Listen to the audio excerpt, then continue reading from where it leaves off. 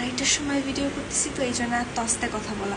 যারা আমাকে বলছো না আপু 2 দিন আগে দেখছি তুমি এত শুকনো, এখন তুমি এত মোটা হইলা কি করে, বা আপু তুমি এত গ্লুমুলু হইলা কি করে, প্লিজ তুমি কি খাইছো আমাদেরকে একটু বলো।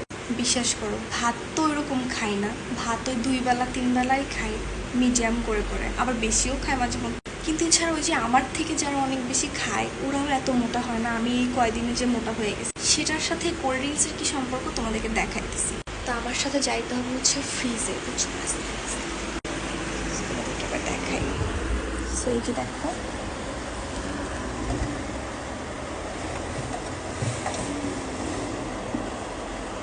এই হচ্ছে অবস্থা ফ্রিজের, পাওয়ারের যন্ত্রণায় অবস্থা।